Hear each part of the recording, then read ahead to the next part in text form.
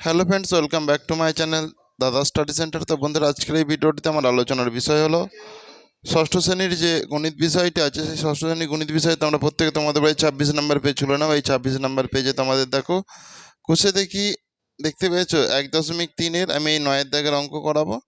তো তোমরা প্রত্যেকে বোর্ডে লক্ষ্য রাখো, অলরেডি আমি বোর্ডে তুলে রেখেছি অঙ্কগুলো। তো তোমরা প্রত্যেকে ভালো করে বোর্ডে লক্ষ্য রাখো। দেখো, একের দাগের এতে যেটা 9 দাগের এতে যেটা বলেছে যে 2-3-এর সাথে কত যোগ করলে 2 পাবো, এটাই আমাদের প্রশ্ন। তাহলে এর সঙ্গে কত যোগ করব বলো, কত যোগ করতে হবে? তাহলে দেখো, তাহলে যোগফল সমান 2, এখানে যোগ করলে 2 পাবো, মানে দেখো যোগফল সমান কত? 2। ওকে, তাহলে আমার যদি যোগফল 2 হয়, তাহলে একটি ভগ্নাংশ এখানে এটা কি আকারে আছে? ভগ্নাংশ আকারে আছে। তাহলে একটি ভগ্নাংশ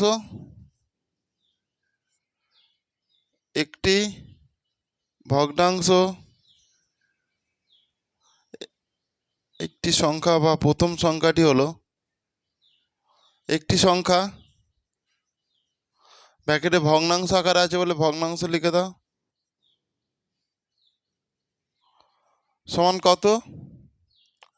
2/3। ওকে, তাহলে দেখো অপরটি কত হবে? অতএব অপর সংখ্যাটি হলো, তাহলে দেখো টোটাল তো 2, তাহলে 2 - 2/3। ওকে, 2 - 2/3, তার মানে দেখো 2-3 কত? এটার সঙ্গে এটা কি কোনাকুনি গুণ হবে? 2-3 6 - 2/3, তার মানে কত? 4/3। তাহলে 4/3 মানে তুমি এটাকে কি করবে বলো? এটাকে এই 4টাকে দেখো এখানটায় নিয়ে আসো, তাহলে 3 একে 3, 1, এই একটা এখানটায় চলে যাবে আর এই 3টা এখানটায় চলে আসবে। তার মানে কত? 1/1/3, 1/1/3। তোমরা এটা এখানটায় করার দরকার নেই, আমি জাস্ট দেখালাম, তোমরা এটা সাইডে করবে। ওকে, এই 3 ভাই দেখো 3, এটাকে এইভাবে করো 3/4, মানে 3 একে 3, 1, এই একটা উপরে চলে যাবে, এই 3টা নিচে চলে, তাহলে 1/1/3। এটা এইভাবে হবে, তাহলে 1/1/3। বুঝতে পেরেছো? লিখো অতএব 2/3-এর সাথে 1/3 যোগ করলে 2 পাবো। কত? 2/3-এর সাথে, এখানটা তোমরা দেখে দেখে লেখো না। দেখো এই যে 2/3 আছে, দেখো 2/3 এর সাথে এই কত জায়গায় কি করব? এটা পেয়েছি তো 1/1/3, এরপর লিখে দাও যোগ করলে 2 পাবো। ওকে, 1/1/3 যোগ করলে 2 পাবো। করে নাও, প্রত্যেকে করে নাও। দেখো এরপর 9-এর দাগে 2-এর অঙ্কটা বলেছে, আজ টিফিনের সময় স্কুলের সম্পূর্ণ ভর্তি জলের ট্যাঙ্কের 1/4 অংশ খরচ হয়েছে। ছুটির সময় দেখা গেল আরও এত অংশ জল খরচ হয়েছে। ছুটির পরে ট্যাঙ্কে কত অংশ জল পড়ে আছে? তাহলে ভালো করে দেখো, ধরি ট্যাঙ্ক, এটা ধরো একটা ট্যাঙ্ক, এটা কি একটা ট্যাঙ্ক, তাই তো? জলের ট্যাঙ্ক তোমরা দেখেছো তো?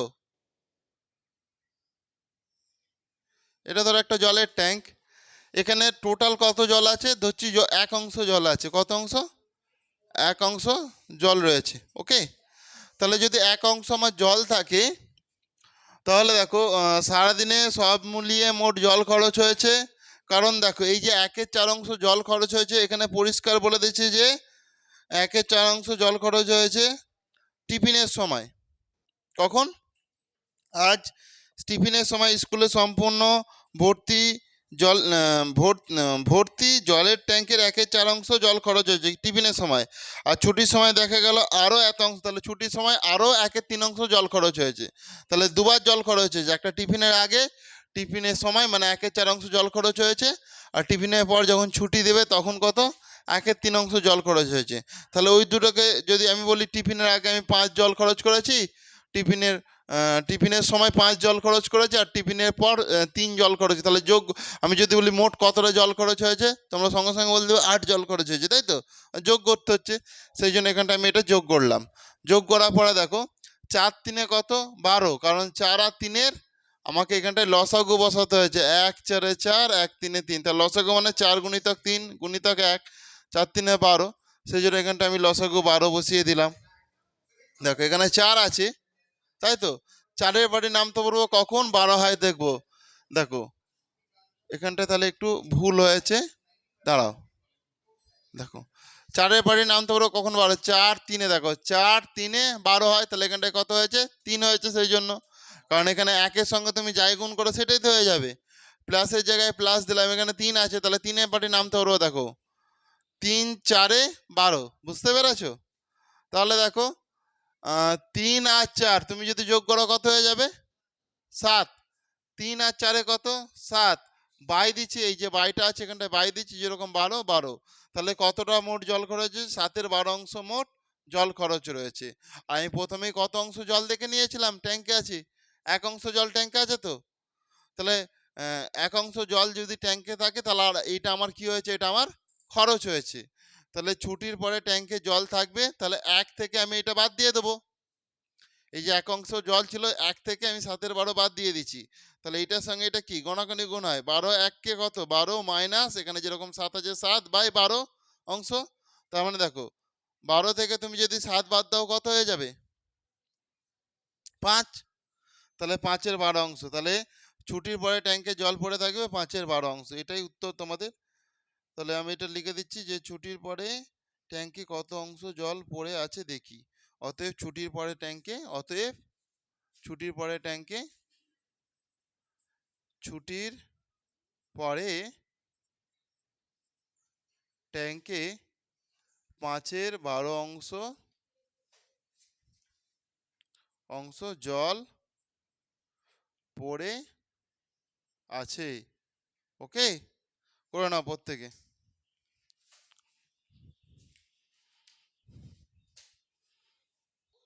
দেখো এরপর সি এর অঙ্কটা ভালো করে তোমরা মন দিয়ে দেখো। সি এর অঙ্কটা একটু বড়, কিন্তু একটু মন দিয়ে দেখো, খুব সহজ।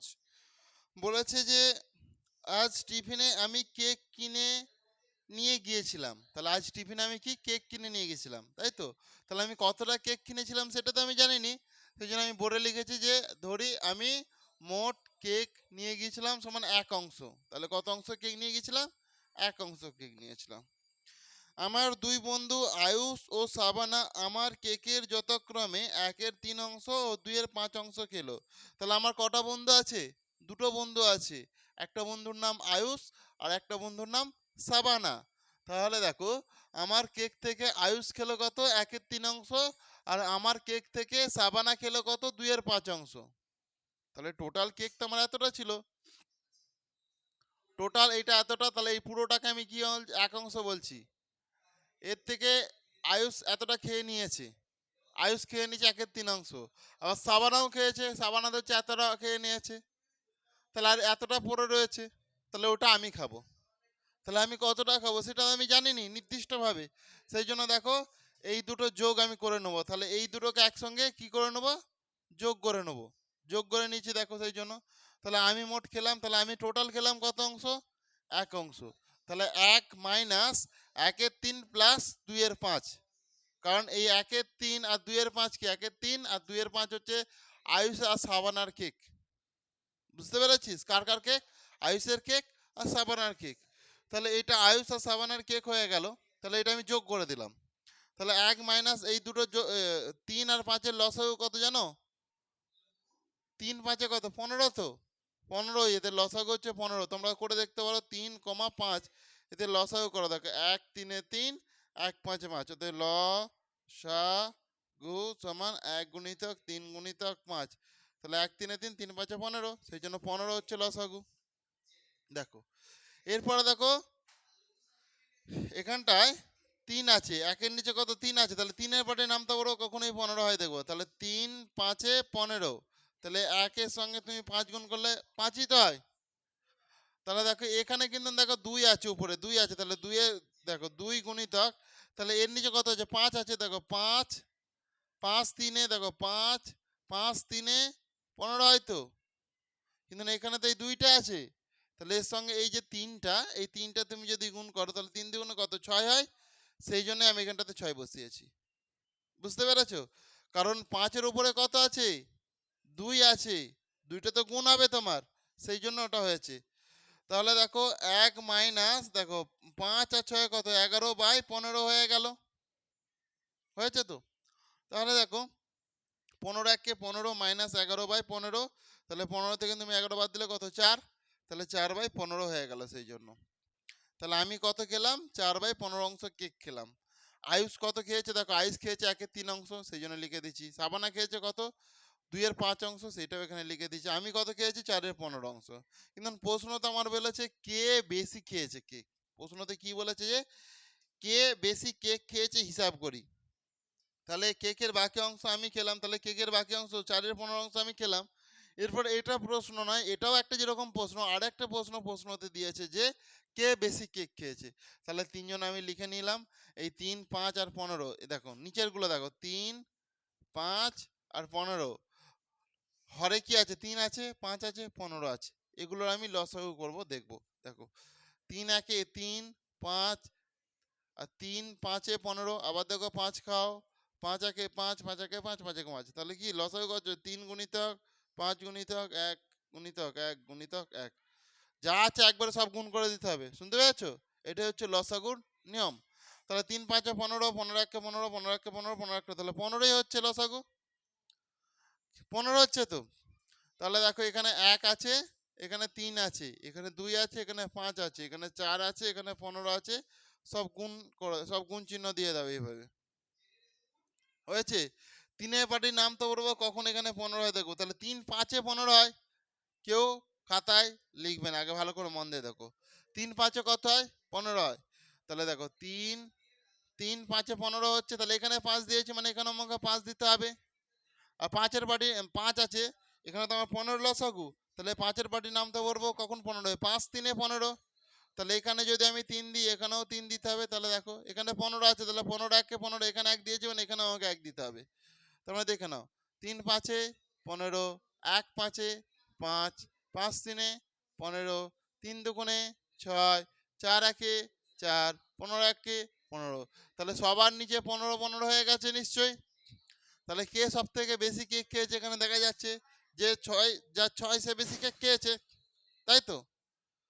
তাহলে কি করব, সাবানা বেশি কেক খেয়েছে হবে।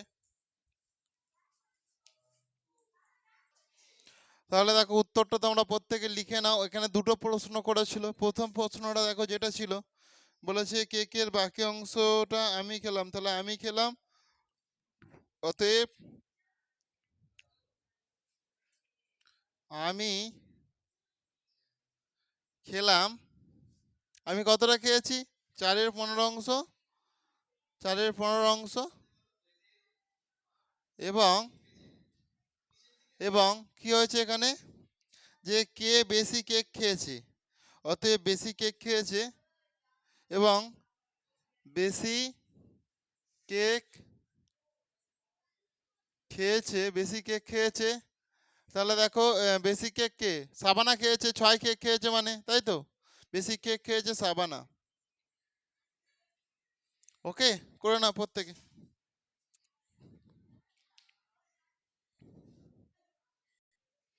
দেখো 9 থেকে ডি এর অঙ্কটা দেখো ভালো করে, রতন বাবু আর উষা দেবী, ঠিক আছে, রতন বাবু তার 25 বিঘা জমির মধ্যে 16 বিঘা জমি পাট চাষ করেছে এবং উষা দেবী তার 15 বিঘা জমির মধ্যে 8 বিঘা জমি পাট চাষ করেছে।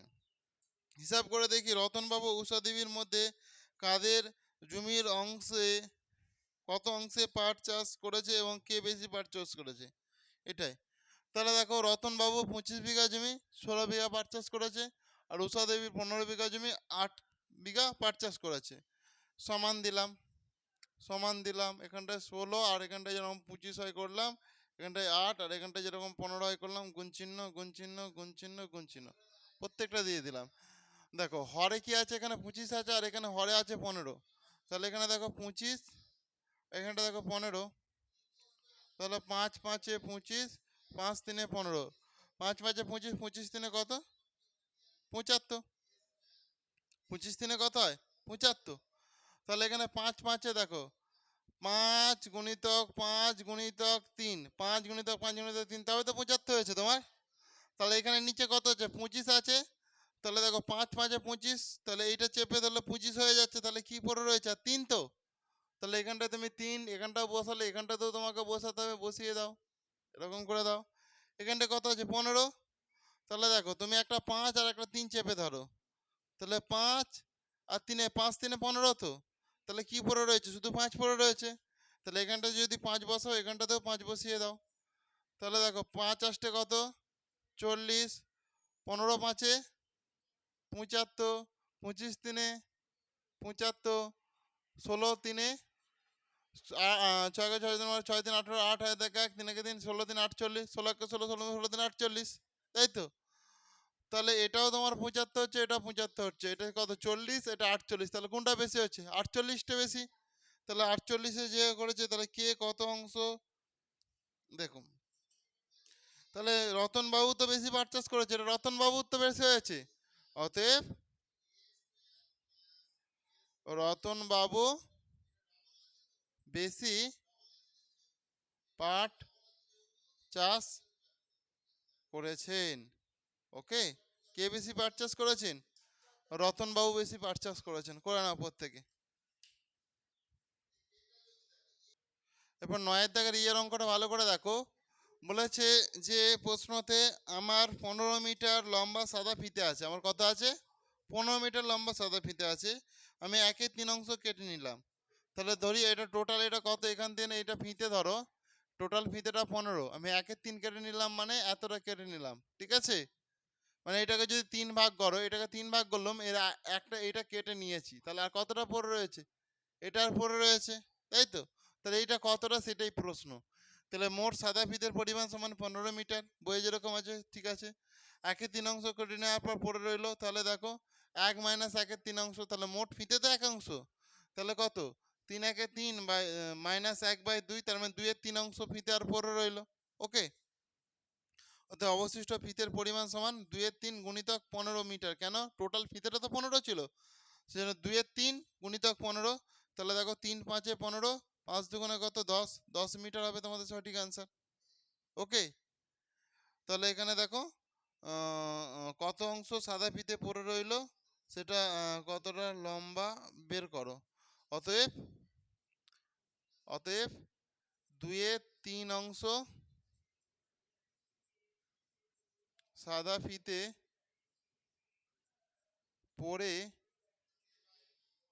রইল, সেটি 10 মিটার লম্বা।